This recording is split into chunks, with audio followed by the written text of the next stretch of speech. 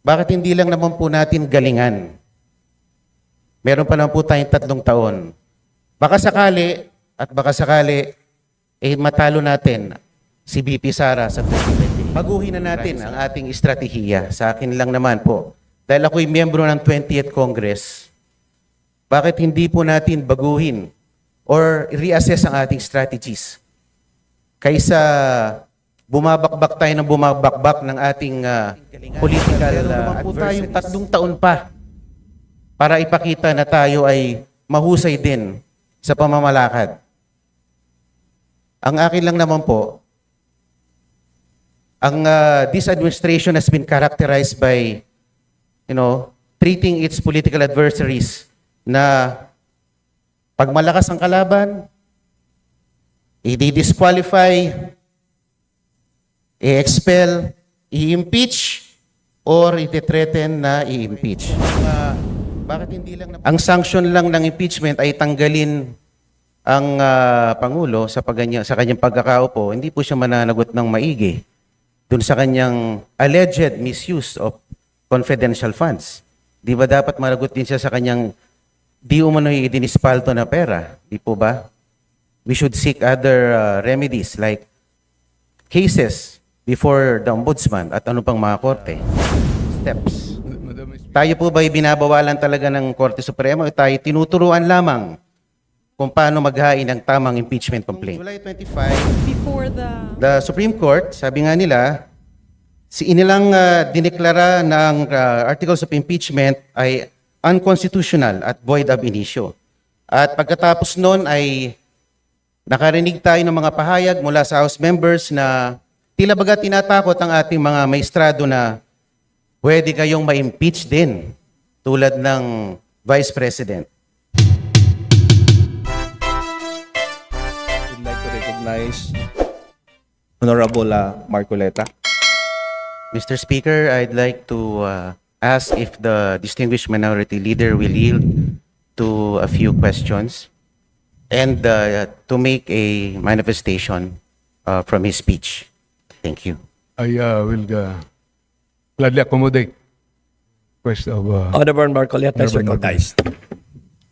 Mr. Speaker, you enumerated earlier that the Supreme Court has added new rules on impeachment, specifically the furnishing of a copy of the articles of impeachment along with the evidence, pieces of evidence to the one impeached. Is that correct, Mr. Speaker?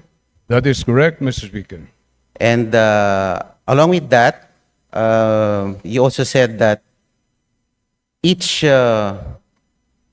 signatory to the impeachment complaint should have read in its entirety the articles of impeachment before signing it. And in your own opinion, it is another rule added by the Supreme Court. That is what the Supreme Court stated, Mr. Speaker. Manghihilan. And our distinguished colleague, Ma'am Laila De Lima, said that due process is not needed here in this particular case. But in my personal opinion, Mr. Speaker, due process is intrinsically embedded in all judicial, even administrative processes. It need not be construed specifically in the Constitution. Halimbawa po, kung tayo ay magtatanggal ng empleyado sa kumpanya, kahit wala naman pagtatangka sa kanyang buhay, we also accord due process to the person that we are about to remove from office. Usually, tayo po we ask for an explanation letter dun sa empleyado kung bakit why he or she has breached a company policy. In other words, meron pong due process. And I think it need not be specifically stated in every in every ruling. And I think dapat po talaga intindihin natin ang judicial, ang due process ay nandyan, nananalaytay sa lahat ng ating mga batas.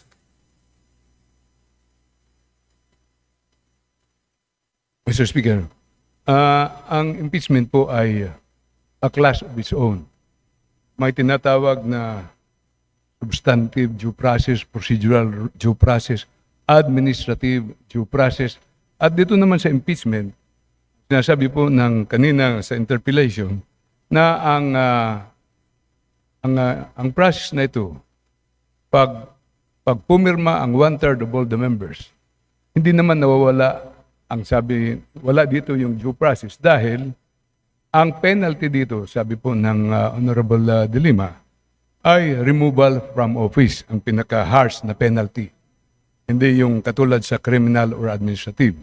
Pero, Madam Speaker, sa ganang impeachment po, ay pag pumirma po ng 1/3 of all the members of the House at sinumiti po ito sa Senado, nandoon pa rin ang due process. Kasi doon po ay may karapatan makinig at hear yung mga depensa po ng ini-impeach. Opo. Kung ito pong impeachment ay alang-alang sa accountability, hindi po ba dapat natin habulin ang Vice President sa Ombudsman at sa ibang mga korte? Sapagkat sa tingin ko, kung ang sanction lang ng impeachment ay tanggalin ang Pangulo sa kanyang pagkakaupo, hindi po siya mananagot ng maigi dun sa kanyang alleged misuse of confidential funds. Di ba dapat managot din siya sa kanyang di umano'y idinispalto na pera? Di po ba? We should seek other remedies like cases before the Ombudsman at ano pang mga korte. Madam Speaker, yung privilege speech ko po ay hindi po tungkol sa paghahabol sa Vice President. Ang privilege speech ko po ay tungkol po sa desisyon ng Supreme Court na gumawa po ng maraming requirements sa House of Representatives tungkol sa impeachment na exclusive power of the House of Representatives.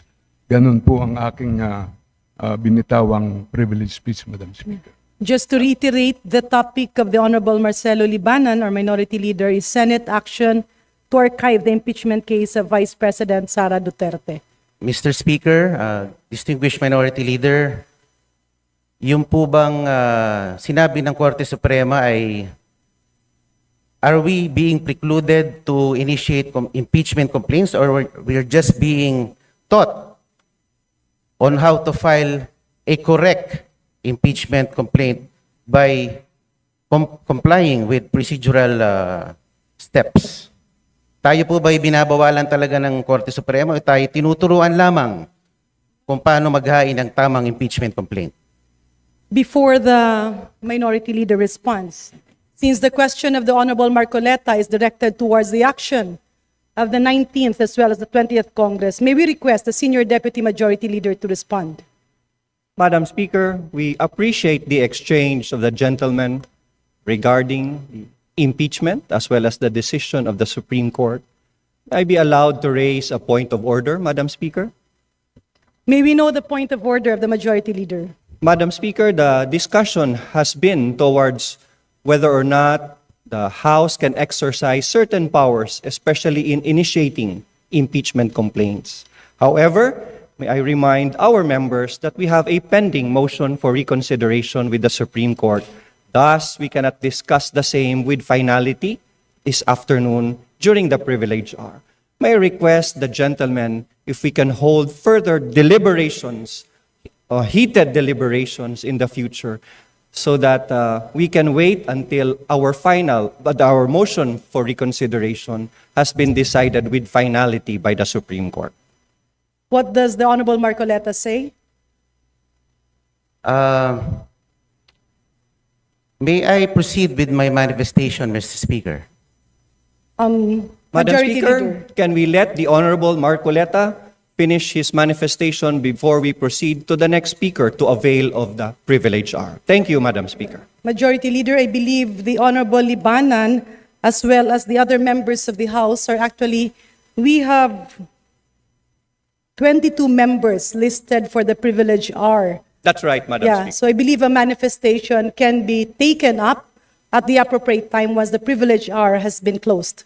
Madam Speaker, I have already registered my intention to make a manifestation. Madam Speaker, a manifestation would be in order. Let's allow the Honorable Marcoleta to finish his short manifestation before we conclude the privileged speech and refer the same to the Committee on Rules. The Majority Leader's request is hereby granted. Thank you, Mr. Speaker. Sa pagtatapos po ng 2024, sinabi po ng ating mahal na Pangulo na ang impeachment ay hindi importante. Sabi niya, this does not make any difference to any single Filipino life. So why waste time on it? And despite the admonition of the President, the House, through one-third vote, transmitted the articles of impeachment to the Senate. Why didn't we heed the call of the President? Why did the HRR defy the President's pronouncement? Gusto ko lang pong malaman kung bakit ganon. Parang hindi natin sinusunod ang mga pahayag ng ating Pangulo. Before the Honorable please proceed. Opo. At nung July 25, the Supreme Court, sabi nga nila, inilang dineklara ng articles of impeachment ay unconstitutional at void ab initio.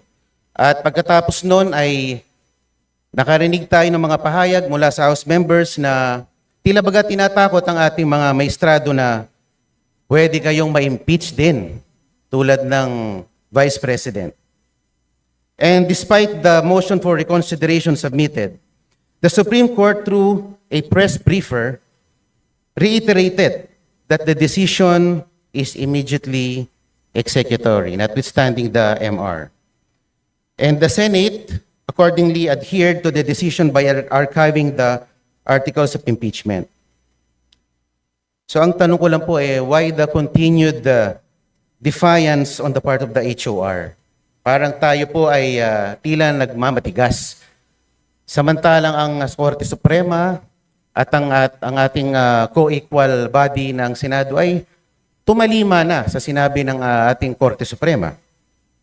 Alam naman po natin that the Supreme Court is the final arbiter on all disputes and controversies pertaining to constitutional issues. And the decisions released by the Supreme Court form part of our legal framework, form part of our legal system sa ating bansa. Dapat po nating galangin ang ating co-equal branch. Sinabi din po ng Pangulo sa isa sa kanyang mga panayam at huli-huli sa kanyang SONA na ang Pilipino ay sawa na sa sobrang pamumulitika. So, buti pa ang ating Pangulo aware dito. At siyempre, kamakailan ay meron pong ibinalita na meron na naman pong Quadcom version 2.0. Alam naman po natin ang Quadcom ay nagagamit bilang political persecution more than a tool for legislation. At pinakita pa nga po ng Quadcom sa kanilang